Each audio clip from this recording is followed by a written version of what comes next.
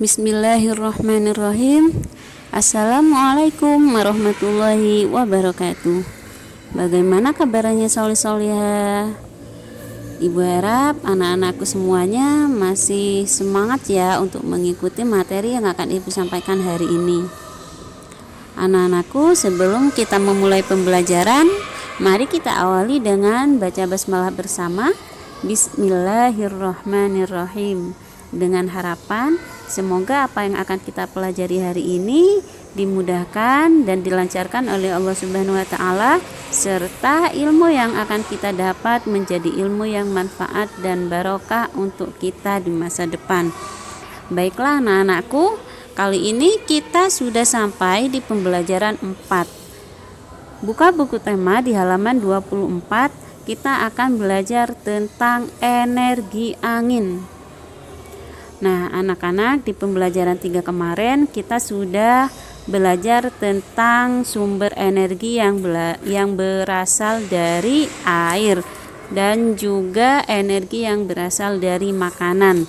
Kali ini kita akan belajar energi angin. Nah, coba perhatikan di buku tema kalian. Nah, di sini Ibu akan bacakan ya. Pada pembelajaran terdahulu kita telah mengenal angin.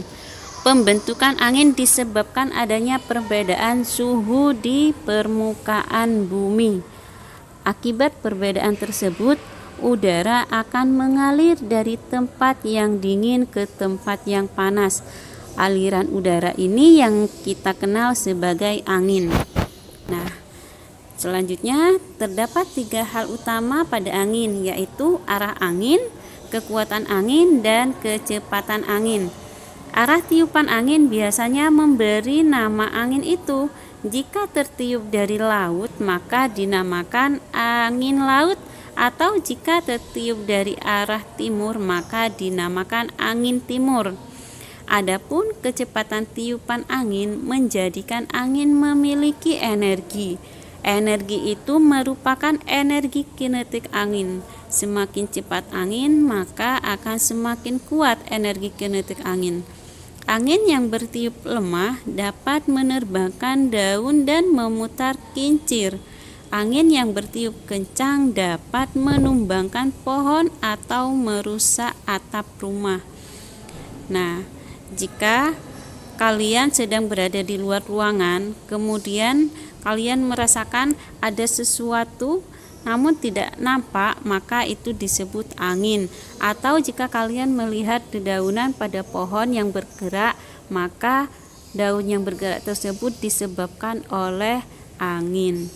Nah, anak-anak, ayo jawab. Di sini akan Ibu bantu jawab untuk pertanyaan yang nomor 1. Apa yang menyebabkan terbentuknya angin?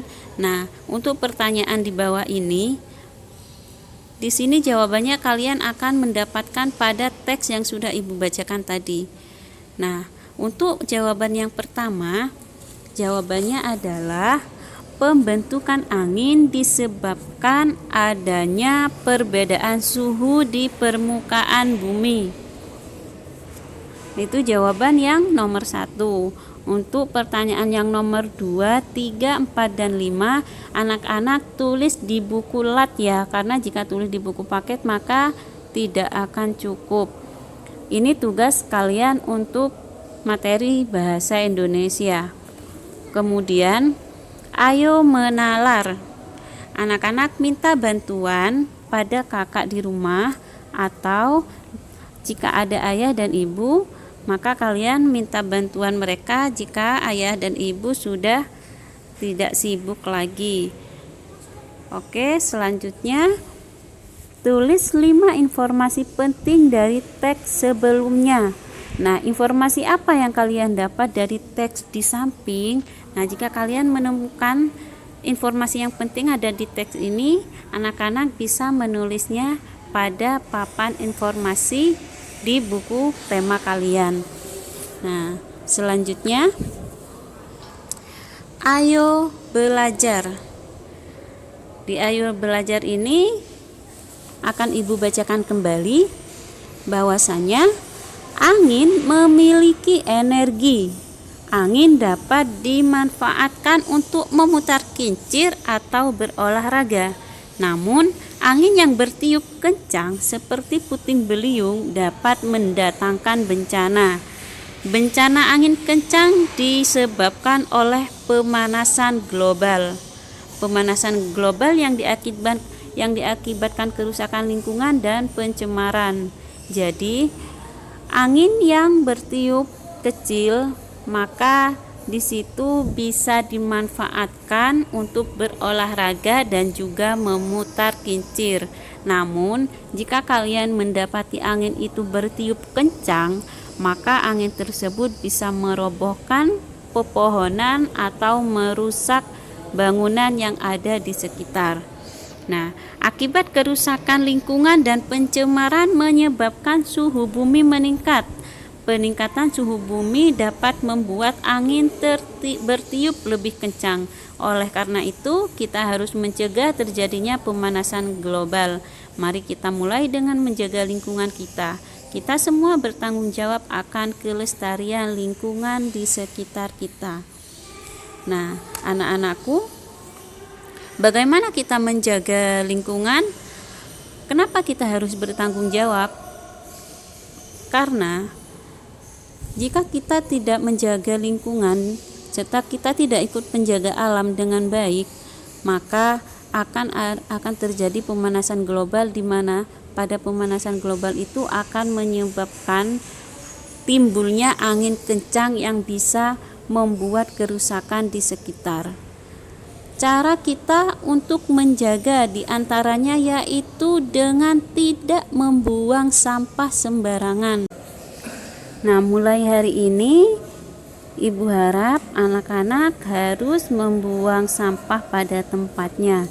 Nah, itu adalah salah satu bentuk tanggung jawab kita untuk menjaga kelestarian lingkungan sekitar kita. Nah, selanjutnya, ayo lakukan. Wawancarailah temanmu atau tetanggamu atau orang yang ada di rumah. Tanyakan kepada mereka apa saja sikapnya untuk mencegah pemanasan global.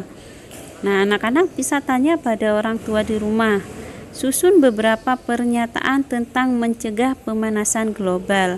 Catatlah hasil wawancaramu. Oke, untuk bagian yang terakhir, nah tugas anak-anak adalah beri tanda centang pada untuk sikap menjaga kelestarian lingkungan. Jadi tugas anak-anak kali ini adalah bagaimana sikapmu, memberi tanda centang, dan juga ayo jawab di halaman 24.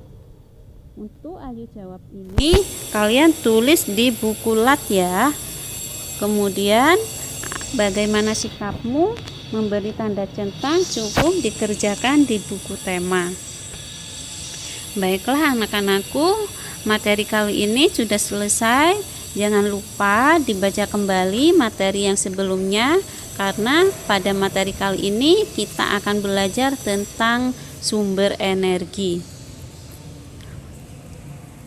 Terima kasih atas perhatiannya. Sehat selalu. Wassalamualaikum warahmatullahi wabarakatuh.